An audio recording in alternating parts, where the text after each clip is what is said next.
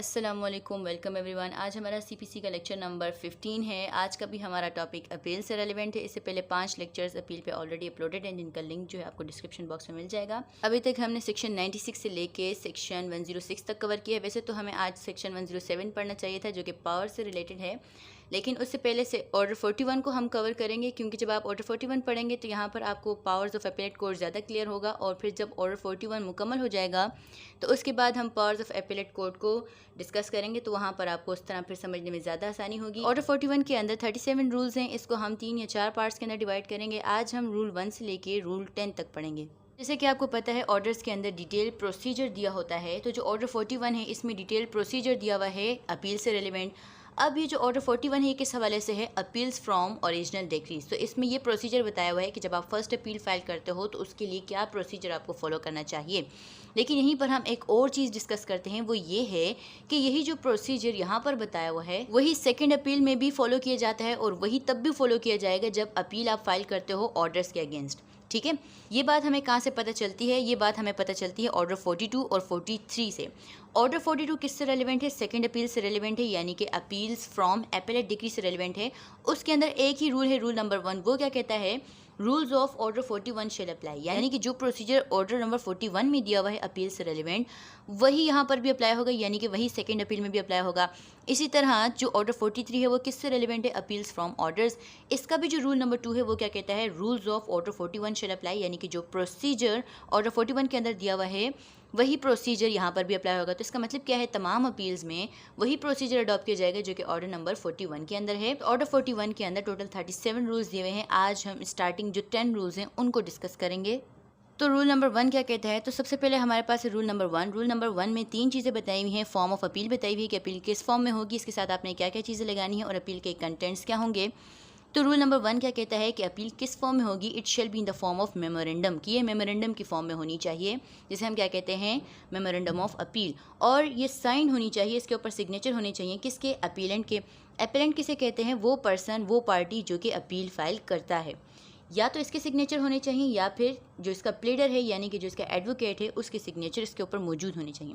जो party appeal file करती है वो क्या कहलाती है? अपीलेंट। और जिसके खिलाफ अपील फाइल होती है वो क्या कहलाती है? रिस्पोंडेंट। तो अपील किस फॉर्म में होनी चाहिए? मेमोरेंडम की फॉर्म में होनी चाहिए। इसके अलावा रूल 1 क्या कहता है कि इस मेमोरेंडम के साथ आपने क्या क्या चीज़ें लगानी है? 2 चीज़ें आपने लगानी है। एक है कॉपी ऑफ डिक्री और कॉपी ऑफ जजमेंट, यानी कि जिस डिक्री के खिलाफ आप अपील फाइल कर रहे हो उसकी आपने कॉपी लगानी है। Copy of decree, copy of judgment, कौन सी कॉपीज? Certified copies. ठीक है, ये दोनों चीज़ें आपने इस मेमोरेंडम ऑफ अपील के साथ लगानी है। ये दोनों बातें कहाँ पर बताई हुई हैं? रूल नंबर 1 का जो सब रूल 1 है वहाँ पर। फिर जो रूल नंबर 1 का जो सब रूल 2 है वहाँ पर क्या बताया हुआ है? कंटेंट्स ऑफ मेमोरेंडम, यानी कि इस मेमोरेंडम ऑफ अपील के कंटेंट्स क्या होने चाहिए। तो रूल 2 क्या कहता है कि आपने इसके अंदर क्या लाजमी मेंशन करने हैं? ग्राउंड्स ऑफ ऑब्जेक्शन, यानी कि आपको उस डिक्री के ऊपर जो ऑब्जेक्शंस हैं, जिन ग्राउंड्स पर आप अपील फाइल करना चाहते हो, वो ग्राउंड्स आपने कहाँ पर मेंशन करने हैं? इस मेमोरेंडम में लाजमी आपने मेंशन करने हैं। फिर रूल 1 ही आपको बताता है कि आपने ये जो अपील है कहाँ पर प्रेजेंट करनी है। आपने अपील कहाँ पर प्रेजेंट करनी है? कोर्ट में प्रेजेंट करनी है, यानी कि एपेलेट कोर्ट में जिसमें आप फाइल करना चाह रहे हो। या तो आप कोर्ट में प्रेजेंट करोगे, या फिर उस ऑफिसर के सामने प्रेजेंट करोगे जो कि कोर्ट ने अपॉइंट किया है इस पर्पस के लिए। ठीक है, तो रूल नंबर 1 क्या कहता है कि अपील मेमोरेंडम की फॉर्म में होनी चाहिए। इसके ऊपर अपीलेंट या उसके प्लेडर के सिग्नेचर होने चाहिए, और इस मेमोरेंडम के साथ डिक्री और जजमेंट की कॉपी होनी चाहिए। और इसके अलावा आप इस मेमोरेंडम में क्या लिखोगे? जो ग्राउंड्स ऑफ ऑब्जेक्शन है, जिन ग्राउंड्स पर आप अपील फाइल कर रहे हो, वो ग्राउंड्स आपने लाजमी मेंशन करने हैं। अच्छा, इसके बाद हमारे पास है रूल नंबर 2। वो क्या कहता है? Grounds which may be taken in appeal. तो ये किस हवाले से है? तो जनरली रूल नंबर 1 आपको क्या बताता है कि आप मेमोरेंडम के अंदर तमाम ग्राउंड्स लिखोगे जिन ग्राउंड्स के ऊपर आप अपील फाइल कर रहे हो। लेकिन रूल नंबर 2 किन ग्राउंड्स के बारे में बात कर रहा है? उन ग्राउंड्स के बारे में जो आपने अपील के अंदर, जो आपने मेमोरेंडम ऑफ अपील के अंदर मेंशन नहीं किए, उन ग्राउंड्स की बात कर रहे हैं। तो रूल नंबर 2 क्या कहता है कि अगर आपने मेमोरेंडम ऑफ अपील के अंदर कुछ ग्राउंड्स राइज नहीं किए, तो बाद में प्रोसीडिंग्स के दौरान आप as a matter of right ऐसे ग्राउंड्स को राइज नहीं कर सकते जो कि आपने मेमोरेंडम ऑफ अपील के अंदर फाइल नहीं किए। तो किस तरह आप राइज कर सकते हैं? With the leave of court. Rule number 2 ये कहता है कि जो ग्राउंड्स मेमोरेंडम ऑफ अपील के अंदर राइज नहीं किए तो इन्हें बाद में भी राइज नहीं किया जाएगा, लेकिन with the permission of court, with the leave of court, during the proceedings ऐसे ग्राउंड्स को राइज किया जा सकता है जो कि आपने मेमोरेंडम ऑफ अपील के अंदर मेंशन नहीं किए। तो रूल नंबर 2 बेयर एक्ट के अंदर कैसे लिखा है? The appellate shall not except by leave of court अर्ज और be heard in support of any ground of objection not set forth in the memorandum of appeal. देखिए, अपीलेंट को नहीं सुना जाएगा किसी भी ऐसे ग्राउंड ऑफ ऑब्जेक्शन के हवाले से जो उसने मेमोरेंडम ऑफ अपील के अंदर मेंशन नहीं किए except by leave of court, लेकिन कोर्ट की परमिशन के साथ सुना जा सकता है। ठीक है, आगे एक और इम्पॉर्टेंट बात लिखी है इसी रूल के अंदर, बट द एपिलेट कोर्ट, ये एपिलेट कोर्ट की पार्ट्स के बारे में बात कर रहा है। Appellate court in deciding the appeal, जब एपिलेट कोर्ट किसी अपील को डिसाइड करेगा, shall not be confined to the grounds of objection set forth in the memorandum of appeal और taken by leave of the court under this rule, कि जब appellate court किसी भी appeal को decide करता है तो वो ज़रूरी नहीं है कि उन्हीं ग्राउंड्स तक कन्फाइंड रहे, उन्हीं ग्राउंड्स तक लिमिटेड रहे जो कि मेमोरेंडम ऑफ अपील के अंदर हैं या फिर with the leave of court बाद में राइज किए गए हैं। इसका मतलब क्या है कि एपिलेट कोर्ट किसी और ग्राउंड के ऊपर भी अपना डिसीजन दे सकता है अपील में।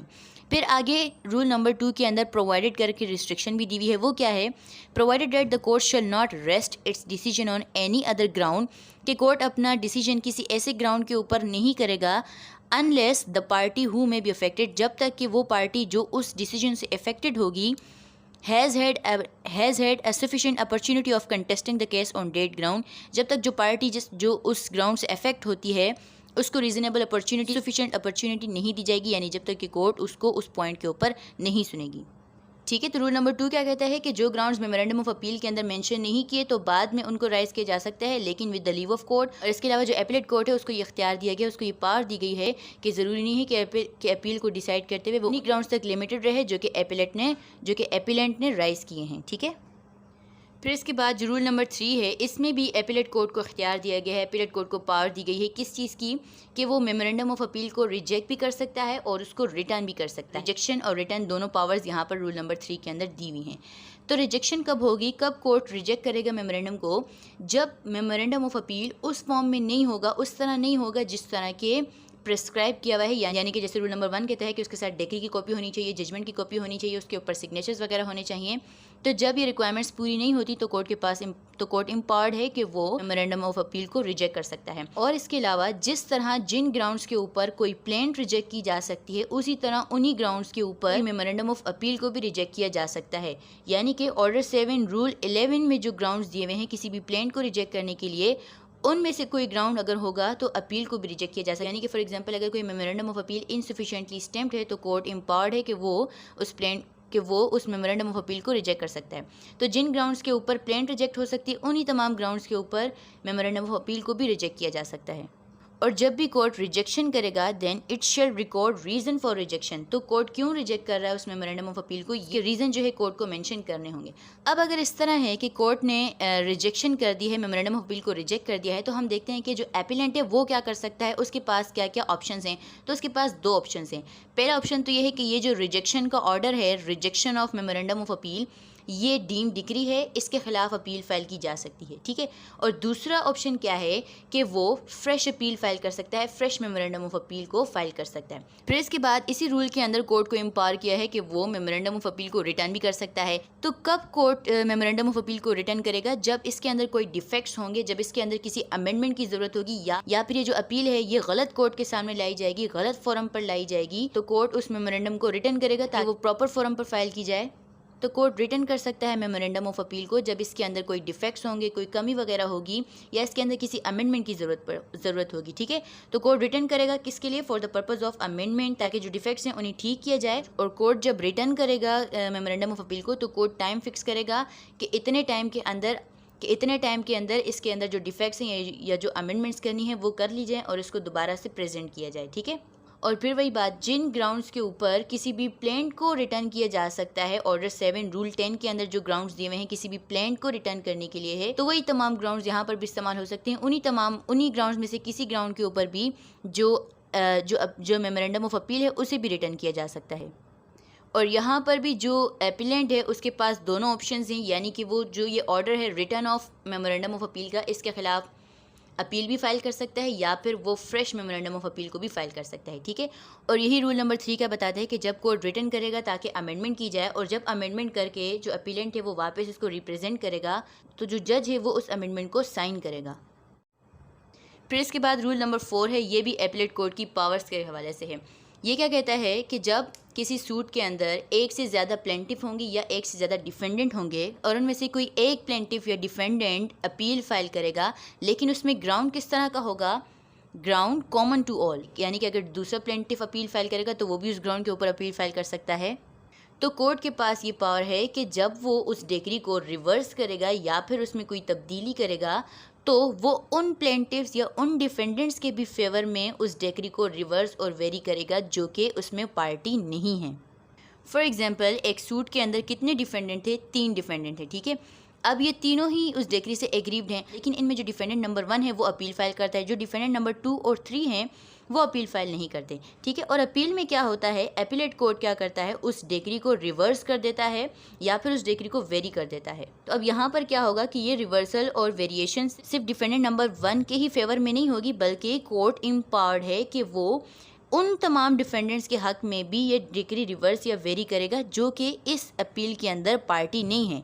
कब? जब ऐसे ग्राउंड के ऊपर अपील फाइल की जाएगी जो कि कॉमन टू ऑल है, यानी कि ऐसा ग्राउंड जिसकी बुनियाद पर डिफेंडेंट नंबर 1, 2 या 3 तीनों अपील फाइल कर सकते थे। और यही सेम रूल प्लेंटिफ्स के लिए भी है कि अगर एक से ज़्यादा प्लेंटिफ होंगे किसी सूट के अंदर और अगर उनमें से अपील कोई एक फाइल करेगा और अपील के अंदर अगर कोर्ट डिक्री को रिवर्स या वेरी करता है तो जो लोग उस अपील के अंदर पार्टी नहीं भी हैं लेकिन उस सूट के अंदर वो पार्टीज थे तो कोर्ट उनकी फेवर में भी उस डिक्री को रिवर्स और वेरी कर सकता है, ठीक है। तो रूल नंबर 4 की 3 रिक्वायरमेंट्स हैं। ऐसे ग्राउंड के ऊपर अपील फाइल की जाए जो कि कॉमन टू ऑल हो, यानी कि जिस पे सब अपील फाइल कर सकते हैं। दूसरी रिक्वायरमेंट क्या है कि उस सूट के अंदर जितने प्लेंटिफ्स या डिफेंडेंट थे तो उनमें से किसी एक ने अपील फाइल की है और बाकियों ने अपील फाइल नहीं की।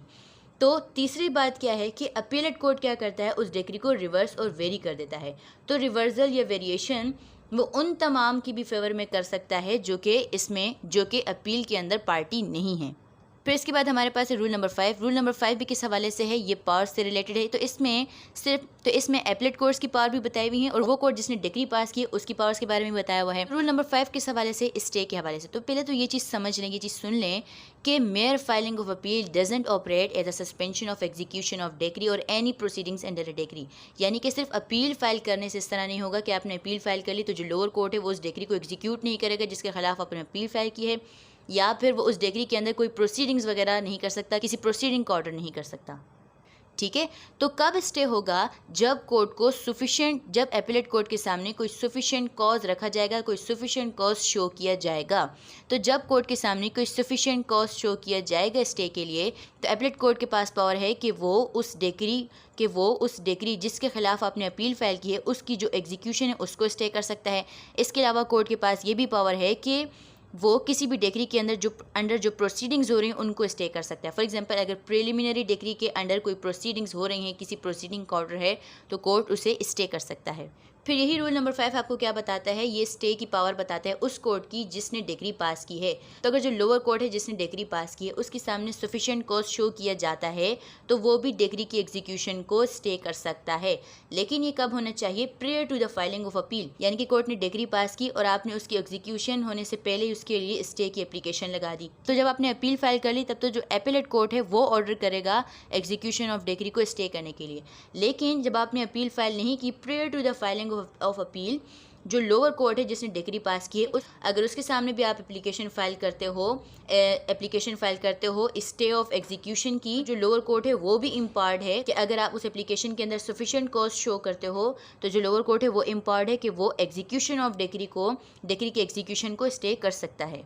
फिर यही जो रूल नंबर 5 है इसके अंदर कंडीशंस भी बताई हुई हैं कि वो कंडीशंस फुलफिल होनी ज़रूरी हैं स्टे ऑर्डर के लिए, चाहे वो अपीलेट कोर्ट स्टे ऑर्डर करता है या फिर वो जो लोअर कोर्ट है उसके अंदर अगर आप स्टे ऑर्डर के लिए एप्लीकेशन लगाते हो उसके लिए भी। तो ये कंडीशंस फुलफिल होनी ज़रूरी हैं जो कि रूल नंबर 5 में। पहली कंडीशन क्या है कि वो जो एप्लीकेशन है स्टे के लिए वो विदाउट अनरीजनेबल डिले फाइल करनी चाहिए, यानी कि application as earlier as possible file करनी चाहिए। दूसरी क्या है, security must be given for the performance of such decree order. वो पर्सन जो कि एप्लीकेशन दे रहा है स्टे ऑर्डर के लिए उससे कोर्ट सिक्योरिटी मांग सकता है, वो सिक्योरिटी लाजमी देगा कि वो उस डिक्री को उस ऑर्डर को परफॉर्म करेगा। तीसरी क्या है कि एप्लीकेंट को ये भी शो करना ज़रूरी है कि अगर डिक्री को एग्जीक्यूट किया जाएगा तो उसे कोई सब्सटेंशियल लॉस हो सकता है। तो अगर ये 3 रिक्वायरमेंट्स पूरी होती हैं, सफिशिएंट कॉज मौजूद होता है, तब अपीलेट कोर्ट भी स्टे ऑर्डर कर सकता है या फिर वो कोर्ट जिसने डिक्री पास की है prior to filing of appeal file करने से पहले इसके सामने भी आप एप्लीकेशन दे सकते हो स्टे के लिए ताकि उस डिक्री को एग्जीक्यूट ना किया जाए। फिर इसके बाद है हमारे पास रूल नंबर 6। रूल नंबर 6 भी किस हवाले से है, स्टे के हवाले से, स्टे ऑफ एग्जीक्यूशन के हवाले से। लेकिन इसके अंदर और रूल नंबर 5 के अंदर क्या फ़र्क है। रूल नंबर 5 वहाँ पर अप्लाई होता है जब आपने डिक्री के ख़िलाफ़ अपील फ़ाइल की हुई हो और अभी एग्जीक्यूशन को ऑर्डर ना हुआ हो, तब आप सफिशिएंट कॉस्ट शो करके जो एग्जीक्यूशन की प्रोसीडिंग्स हैं उनको स्टे करवा सकते हो। रूल नंबर 6 कहाँ पर अप्लाई होता है, जब आपकी डिक्री के अगेंस्ट जब आपकी अपील भी पेंडिंग हो और डिक्री की एग्जीक्यूशन का ऑर्डर भी हो चुका हो। क्या कह रहे हैं rule number 6, security in case of order for execution of decree appeal from order for execution, जब ऑर्डर ऑफ एग्जीक्यूशन हो चुका है। तो ऊपर आपने क्या पढ़ा था रूल नंबर 5 में, वहाँ पर भी जब सफिशिएंट कॉस्ट शो किया जाता है तो स्टे करता है कोर्ट, लेकिन उसके लिए वो कोई सिक्योरिटी प्रोवाइड करता है। रूल नंबर 6 कहाँ पर अप्लाई होगा, जब आपकी अपील पेंडिंग हो, ऑर्डर ऑफ एग्जीक्यूशन हो चुका हो। तो क्या होगा, जो जजमेंट डेटर है वो एप्लीकेशन फाइल कर सकता है और उस एप्लीकेशन में वो सफिशिएंट कॉस्ट शो करेगा। तो जो कोर्ट है जो डिक्री एग्जीक्यूट करवा रहा है वो भी ऑर्डर कर सकता है स्टे का, फिर जो एपेलेट कोर्ट है वो भी ऑर्डर कर सकता है स्टे का अंडर रूल 6। तो कोर्ट ऑर्डर करेगा उस एग्जीक्यूशन प्रोसीडिंग्स को स्टे करने के लिए, लेकिन इसके साथ वो सिक्योरिटी मांगेगा। 3 तरह की सिक्योरिटीज़ मांग सकता है कोर्ट। पहली क्या है, for the restitution of property. Restitution का मतलब क्या होता है, गिविंग बैक, यानी कि रिस्टोरेशन ऑफ प्रॉपर्टी उस जजमेंट डेटर को। Restoration of property which may be taken, यानी कि जो ली जा सकती थी एग्जीक्यूशन के लिए, या फिर विच हैज़ बीन टेकिन, जिसे पहले से ले लिया गया है। या फिर कोर्ट सिक्योरिटी मांग सकता है प्रॉपर्टी की जितनी वैल्यू है उसके लिए, या फिर कोर्ट सिक्योरिटी मांग सकता है for the due performance of degree और ऑर्डर, के वो उस डिग्री और ऑर्डर को परफॉर्म करेगा। ठीक है, तो रूल नंबर 6 कहाँ पर अप्लाई होता है, जहाँ पर रूल नंबर 5 अप्लाई ना होता हो। रूल नंबर 5 रूल नंबर 6 के अंदर क्या फ़र्क है, रूल नंबर 5 वहाँ पर अप्लाई होता है जब आपकी अपील पेंडिंग हो लेकिन अभी एग्जीक्यूशन का ऑर्डर ना हुआ हो। जबकि रूल नंबर 6 कहाँ पर एप्लीकेबल है, जब आपकी अपील पेंडिंग हो और एग्जीक्यूशन का ऑर्डर भी हो चुका हो। तो जो जजमेंट डेटर है वो एप्लीकेशन दे सकता है स्टे के लिए और उसमें सफिशिएंट कॉस्ट शो करेगा। तो यहाँ पर भी दोनों कोर्ट्स इम्पार्ड हैं, एपेलेट कोर्ट भी इम्पार्ड है ये ऑर्डर करने के लिए, या फिर वो कोर्ट जो डिक्री को एग्जीक्यूट करवा रहा है वो कोर्ट भी इम्पावर्ड है। दोनों में से किसी कोर्ट में भी एप्लीकेशन दी जा सकती है। फिर उसके बाद रूल नंबर 6 का ही सब रूल 2 है, वो किस हवाले से, स्टे ऑफ सेल के हवाले से। यानी जब ऑर्डर ऑफ एग्जीक्यूशन डिक्री किस किस्म का है कि किसी भी इमूवेबल प्रॉपर्टी के सेल के हवाले से है।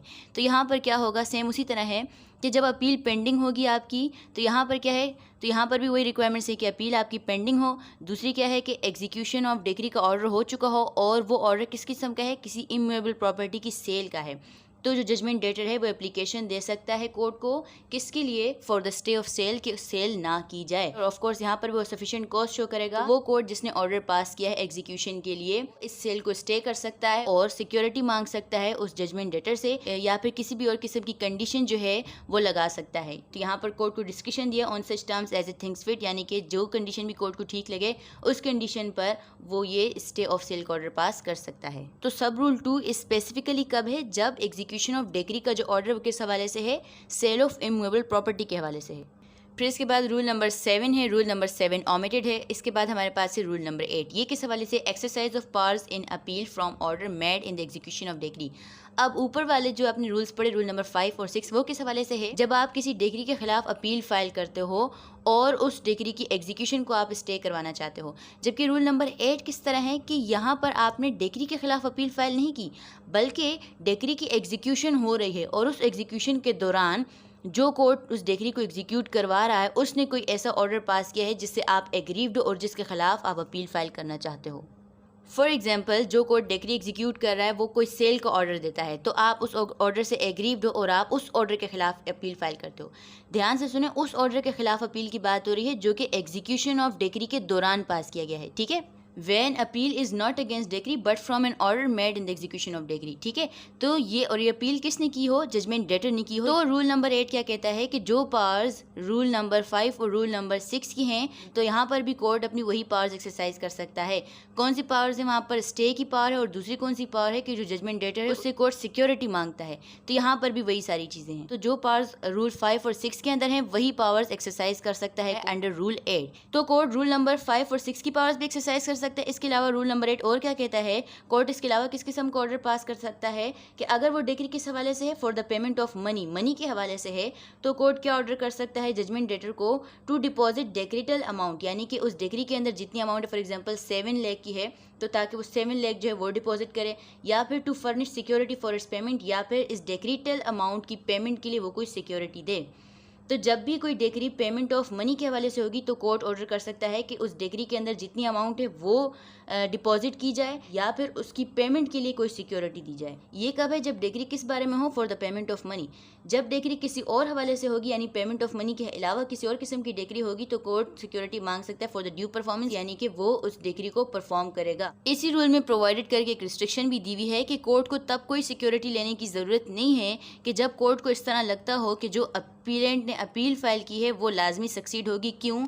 Because there is error apparent on the face of record, यानी कि जिस ऑर्डर के खिलाफ वो अपील फाइल कर रहा है अपीलेंट, वो ऑर्डर इस किस्म का है कि उसमें जो एरर है वो अपेरेंट है। यानी तो रूल नंबर 8 सिंपली क्या कहता है? ये तब अप्लाई होता है जब अपील फाइल की जाए किस ऑर्डर के खिलाफ? जो एग्जीक्यूशन ऑफ डिग्री के दौरान कोई ऑर्डर अगर पास होता है उस ऑर्डर के खिलाफ अपील फाइल की जाएगी, तब रूल नंबर 8 अप्लाई होता है। ये क्या कहता है कि जो पावर्स रूल नंबर 5 और रूल नंबर 6 की हैं वही पावर्स रूल नंबर 8 के अंदर भी कोर्ट एक्सरसाइज कर सकते हैं। इसके अलावा वो डिग्री जिसकी एग्जीक्यूशन हो रही है वो पेमेंट ऑफ मनी के हवाले से, तो कोर्ट जजमेंट डेटर को ऑर्डर कर सकता है, यानी वो पर्सन जो कि अपील फाइल कर रहा है उसको ऑर्डर कर सकता है कि वो जितनी डिग्री के अंदर अमाउंट उसको डिपॉजिट करे या फिर उसके लिए कोई सिक्योरिटी दे। और अगर डिग्री किसी और हवाले से यानी कि पेमेंट ऑफ मनी के अलावा किसी और हवाले से, तो कोर्ट सिक्योरिटी ले सकता है कि वो उस डिग्री को परफॉर्म करेगा। और तब कोर्ट को सिक्योरिटी लेने की ज़रूरत नहीं है जब कोर्ट को इस तरह लगता है कि जो एपिलेंट है वो लाजमी सक्सीड होगा because there is error apparent on the face of record in the order जिसके खिलाफ वो अपील फाइल कर रहा है। जिस ऑर्डर के खिलाफ उसने अपील फाइल की है उसमें कोई एरर है और कोर्ट को इस तरह लगता है कि वो जो अपील है वो लाजमी सक्सीड होगी। अच्छा, यहाँ तक लेक्चर काफ़ी लेंदी हो गया। आज के लेक्चर को हम यहीं पर स्टॉप करते हैं। जो रूल नंबर 9, 10 और ऑनवर्ड्स हैं उनको हम इंशाल्लाह नेक्स्ट लेक्चर में डिस्कस करेंगे। Thank you so much for watching.